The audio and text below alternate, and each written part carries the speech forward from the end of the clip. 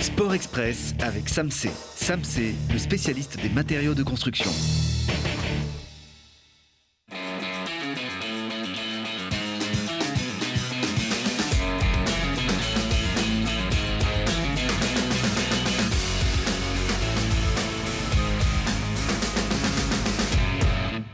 Bienvenue à tous, prenez place et montez dans l'ascenseur émotionnel. On va descendre un peu bas tout à l'heure, mais on va d'abord monter très très haut avec des victoires complètement retentissantes. Le FCG Rugby, déjà beau leader de Pro D2, prouve encore qu'il le mérite en battant le record du nombre de points de son histoire avec une victoire 75-14 vendredi dernier contre Aurillac. En cette Saint-Valentin, les rugbymen ont prouvé tout l'amour qu'ils portent au ballon ovale en respectant leur adversaire, comme on dit, et en marquant 11 essais. Vous pouvez compter, c'est enivrant, 49-7 à la mi-temps. Que dire après un carton pareil, qu'il y avait à peu près tout, des essais d'avant, des essais d'arrière, un essai de pénalité, de la force, de la fierté, et ce n'est pas le record de points dans un match professionnel porté à 111 unités réalisé par Clermont en 2008. Mais c'est le symbole de l'exceptionnelle réussite offensive des Grenoblois qui ont désormais 11 points d'avance sur leur poursuivant Provence Rugby. Ils se déplacent à Dax, 8e de Pro D2, avec toujours à bord les coachs Nicolas Nadeau et Patrick Pézeri qui resteront aux commandes pour les 2 saisons à venir, ainsi que le directeur du rugby, Aubin Hubert. Tous se réengagent jusqu'en 2017, plus une année optionnelle. On aimerait vous montrer les buts et même les compter, mais on n'a pas les droits. Alors on vous laisse imaginer les 4 buts inscrits à Amiens par le Grenoble Foot 38 qui est allé gagner donc 4-1 chez les Amiénois. Des buts signés Théo Valls dès la 9e minute. Mouyokolo, Delos et Oletan ont complété le tableau au classement. Ça ne bouge pas, le GF 38 reste 8e à 4 points du top 5. C'est Lorient qui domine, suivi de Metz et du BFC. Un gros match les attend vendredi prochain. Les Grenoblois, restez avec nous jusqu'à l'agenda. Et là, encore, on va grimper très haut et on va pouvoir les compter. Les buts des Brûleurs de Loup face aux Dragons de Rouen, les champions de France en titre, qui n'ont probablement pas ou très rarement subi un châtiment pareil. 9-0. Voilà l'insolente réussite des Grenoblois dans le classico des meilleurs ennemis. 2 doublés signés d'Air et Mallet. Un premier but depuis 3 ans du défenseur Pierre Crignon, longtemps blessé. Un beau blanchissage du gardien Kuba Stepanek. Une addition salée, un 9-0, mais logique tant la performance des Brûleurs était élevée.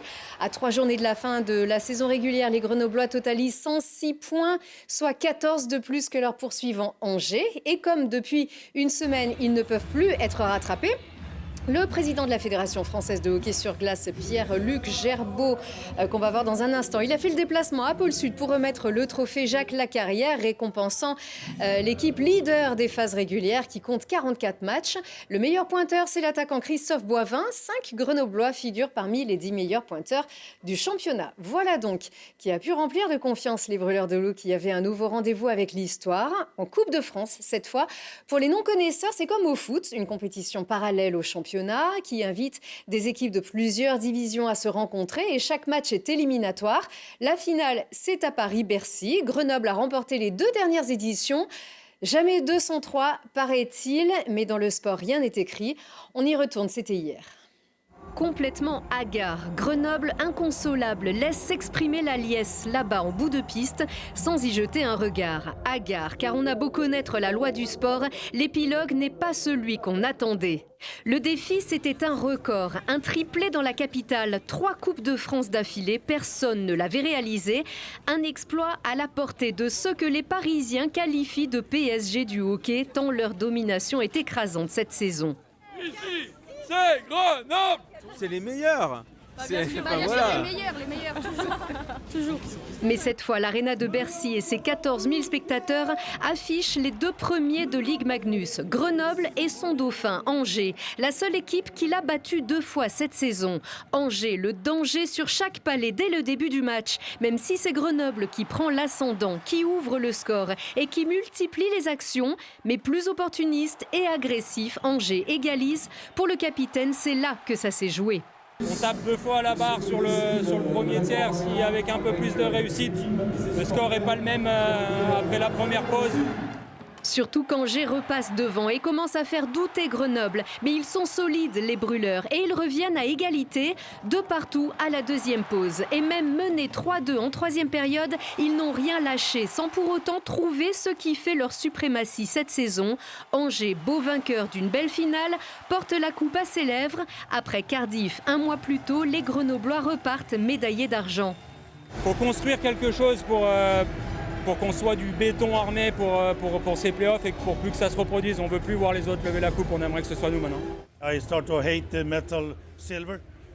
Je commence à détester le métal d'argent. J'en ai marre d'avoir la deuxième place. On veut gagner. On doit rentrer à la maison et s'entraîner, se préparer, nous les coachs, à faire ce qu'on fait de mieux. Travailler avec l'équipe. Tout le monde veut gagner quelque chose cette saison. On a encore une chance de gagner et on va se donner à 100% pour ça. C'est ce qui est le fun dans le hockey, c'est que tu as toujours une chance de te reprendre.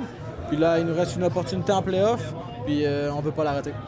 Reste à faire le deuil des multiples trophées espérés en début de saison. C'est le plus beau qui reste à venir et c'est dans la durée qu'il faudra tenir.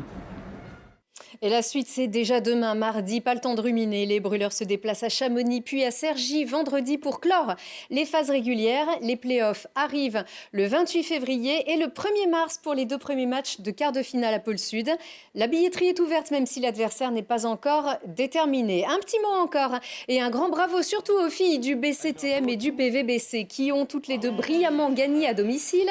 Les basketteuses de la Tronche-Mélan ont battu Montbrison 74-63. Elles sont 5e de Ligue de féminine. Et les Voironnaises, toujours 4e, ont battu Saint-Amand-Hainaut 81 à, bougez pas, je vous redis ça tout de suite, 81-69. Pour la suite, vendredi, on peut aller applaudir le GF38 et l'encourager face à Guingamp, 5e de Ligue 2. Les Grenoblois ont gros à jouer, mais ils ont un gros cœur et le montreront dès le coup d'envoi à 20h. Le GSMH est toujours premier de National 1. Les handballeurs grenoblois reçoivent Nîmes, 10e de ce championnat de 3e division à 20h30 à la Halle Pablo Neruda, une nouvelle étape sur le chemin de leur montée tant espérée en Pro League. Les Amazones du FCGL reçoivent le Stade Rennais dimanche à 13h à Lesdiguières. Elles sont 5e du championnat élite. Et nous, on se retrouve avec tous nos esprits lundi prochain. Très bonne semaine à tous.